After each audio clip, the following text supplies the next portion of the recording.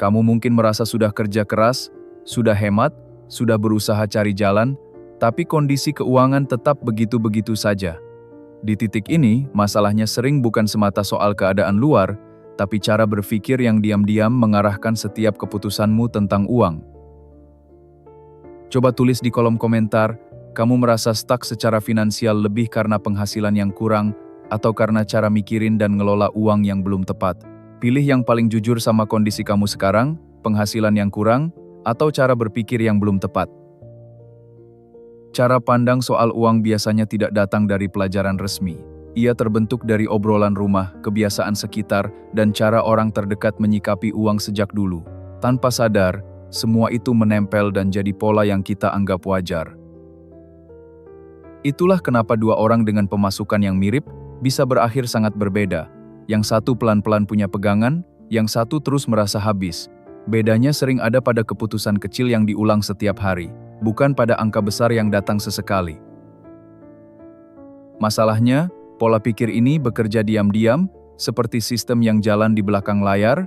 Kamu merasa sedang memilih dengan sadar, padahal seringkali keputusanmu cuma hasil dari kebiasaan lama yang tidak pernah diperiksa ulang.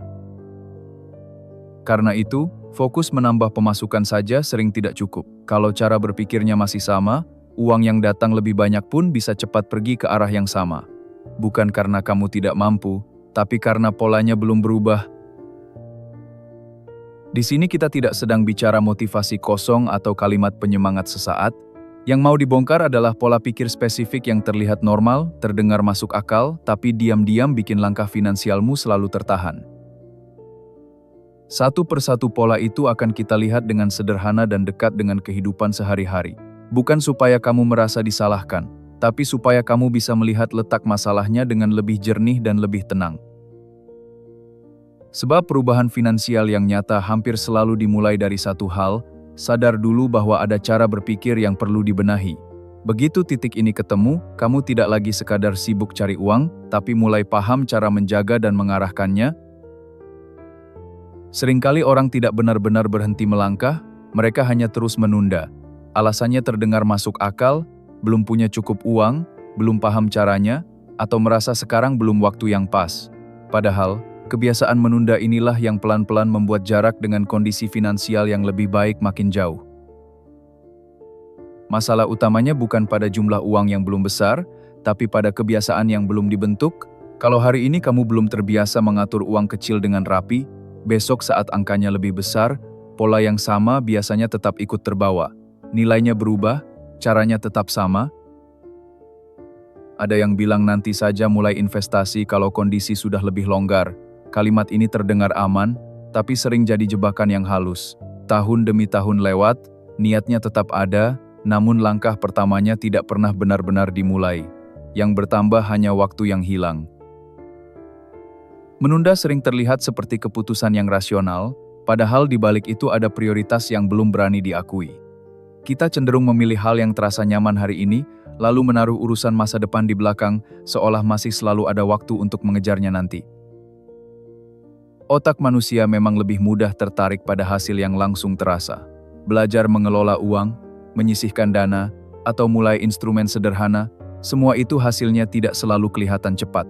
Karena tidak instan, ia sering kalah oleh kebutuhan sesaat yang terasa lebih nyata. Bayangkan orang yang bilang mau sehat tapi menunggu badan enak dulu baru mulai bergerak. Logikanya terbalik. Justru langkah kecil yang dilakukan sekaranglah yang pelan-pelan menciptakan kondisi yang lebih baik. Dalam urusan uang, prinsipnya juga sama. Setiap penundaan punya harga, walau tidak langsung terasa hari ini. Bukan cuma soal uang yang belum berkembang, tapi juga soal waktu belajar, pengalaman, dan ketenangan yang seharusnya bisa mulai dibangun dari sekarang. Saat sadar terlambat, ruang geraknya biasanya sudah lebih sempit. Karena itu, yang dibutuhkan bukan menunggu momen sempurna, tapi memulai dari hal yang sanggup dilakukan. Nominal kecil tidak masalah, yang penting ada kebiasaan. Waktu singkat tidak masalah, yang penting ada langkah. Konsistensi kecil jauh lebih kuat daripada rencana besar yang terus ditunda.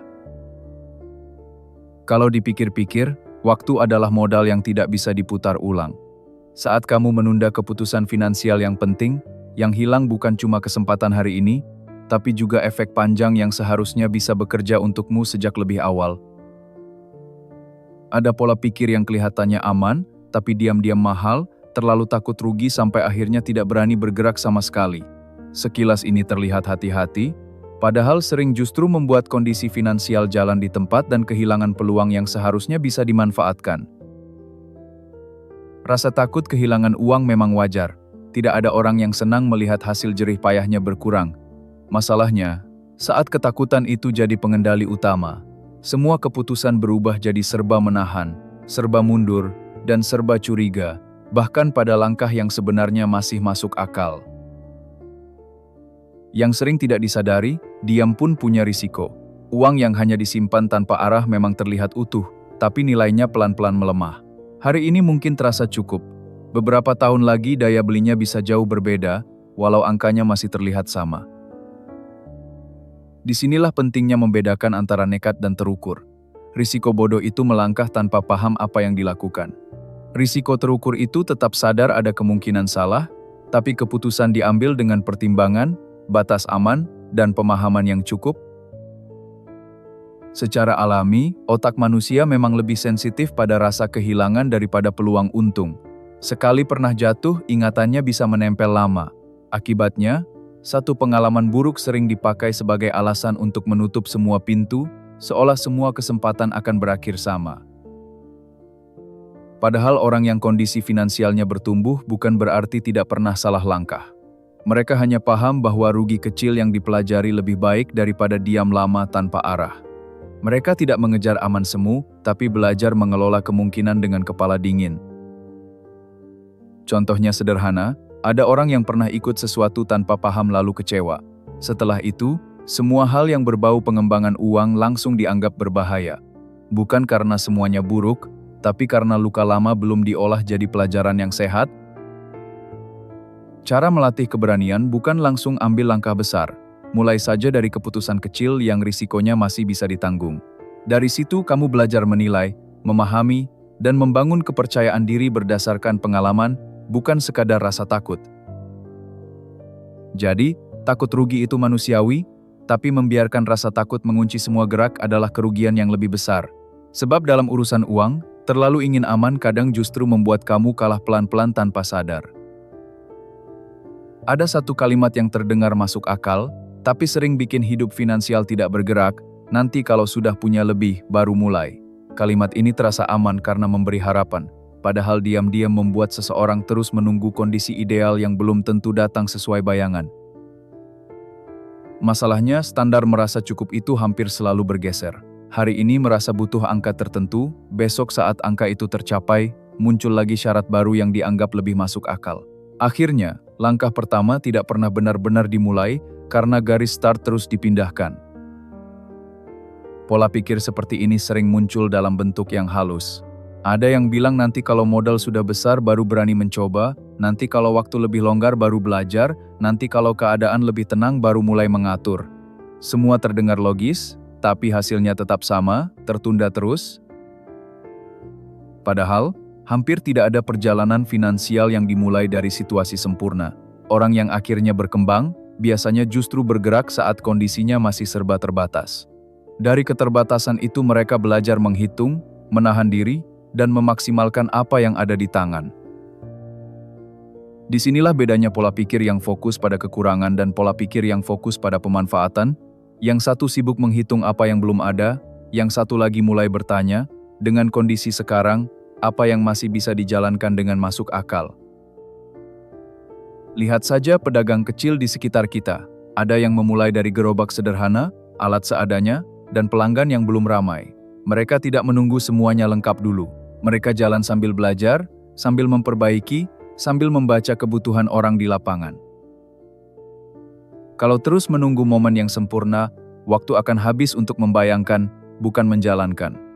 Yang lebih berbahaya, alasan menunggu itu lama-lama terasa seperti keputusan bijak. Padahal sebenarnya hanya bentuk penundaan yang dibungkus kalimat rapi. Karena itu, perubahan besar sering dimulai dari keberanian memaksimalkan yang kecil. Bukan soal nekat, tapi soal jujur melihat apa yang tersedia sekarang, lalu menggunakannya sebaik mungkin. Dari situ, rasa mampu tumbuh karena dibangun lewat tindakan, bukan angan-angan. Jadi, perjalanan menuju kondisi finansial yang lebih kuat tidak menunggu kamu punya segalanya dulu. Ia dimulai saat kamu berhenti menunggu lebih, lalu mulai bergerak dengan apa yang sudah ada hari ini. Ada orang yang terlihat makin mapan dari luar, tapi saat dilihat lebih dekat, kondisi keuangannya belum tentu sekuat itu. Pengeluaran naik cepat setiap kali pemasukan naik, sementara yang benar-benar disimpan atau dikembangkan hampir tidak bertambah. Dari luar tampak naik kelas, dari dalam masih rapuh. Disinilah jebakannya, terlihat mapan sering disamakan dengan benar-benar mapan, padahal keduanya berbeda jauh. Yang satu sibuk pada kesan yang dilihat orang, yang satu lagi fokus pada apa yang benar-benar dimiliki dan bisa menjaga hidup tetap stabil dalam jangka panjang. Begitu ada tambahan pemasukan, yang pertama dinaikkan sering bukan kualitas pengelolaan uang, tapi gaya hidup. Barang diganti lebih cepat, kebiasaan belanja makin longgar, dan pengeluaran baru muncul seolah semuanya memang pantas langsung diikuti. Pola ini terasa wajar karena ada bisikan dalam kepala. Saya sudah capek kerja, jadi pantas menikmati hasilnya. Kalimat itu tidak salah, tapi jadi berbahaya kalau semua hasil kerja keras selalu habis untuk hal yang terlihat, sementara fondasi keuangan tidak ikut diperkuat. Dorongan untuk terlihat berhasil juga sering datang dari sekitar. Melihat orang lain tampil meyakinkan membuat standar hidup ikut terdorong naik. Padahal yang terlihat di permukaan belum tentu mencerminkan kondisi sebenarnya. Kita hanya melihat tampilan depan, bukan beban yang mungkin sedang mereka tanggung. Akibatnya, ada orang yang penghasilannya sudah lumayan, tapi tetap merasa sempit terus. Bukan karena kurang besar, melainkan karena setiap kenaikan selalu diikuti kenaikan gaya hidup yang lebih cepat. Uang datang lebih banyak, tapi ruang napasnya tidak ikut lega. Kekayaan yang sehat justru sering tidak terlalu mencolok. Ia ada pada cadangan yang tidak dipamerkan, keputusan yang lebih tenang, dan kemampuan menahan diri saat orang lain sibuk mengejar pengakuan. Hal-hal seperti ini memang tidak ramai dilihat, tapi dampaknya sangat nyata. Karena itu, setiap kali ada kenaikan pemasukan, penting untuk tidak langsung menaikkan semua standar hidup. Sisihkan dulu untuk hal yang memperkuat posisi keuanganmu. Nikmati hasil kerja boleh, tapi jangan sampai semua habis hanya untuk membuktikan sesuatu ke orang lain. Jadi, mapan bukan soal seberapa meyakinkan penampilanmu di mata sekitar. Mapan adalah saat uang yang kamu hasilkan tidak cuma lewat, tapi juga tinggal, tumbuh, dan memberi kamu kendali yang lebih besar atas hidupmu sendiri. Ada orang yang merasa sudah cukup paham soal uang hanya karena setiap hari pegang uang, belanja, dan bayar kebutuhan. Padahal, terbiasa memakai uang tidak otomatis berarti paham cara kerja uang. Disinilah sering muncul keputusan yang kelihatannya biasa, tapi dampaknya panjang dan diam-diam merugikan. Paham soal uang bukan berarti harus bicara rumit atau penuh istilah asing. Intinya sederhana, kamu tahu uang masuk dari mana, larinya kemana, mana yang menguatkan kondisi keuangan, dan mana yang justru menggerus pelan-pelan. Kalau ini belum jelas, keputusan mudah sekali meleset. Ada yang sering mendengar kata investasi, aset, atau pengelolaan keuangan, tapi hanya tahu permukaannya. Akibatnya, semua hal yang terlihat keren dianggap bagus, padahal belum tentu cocok, belum tentu aman, dan belum tentu benar-benar membantu kondisi finansialnya.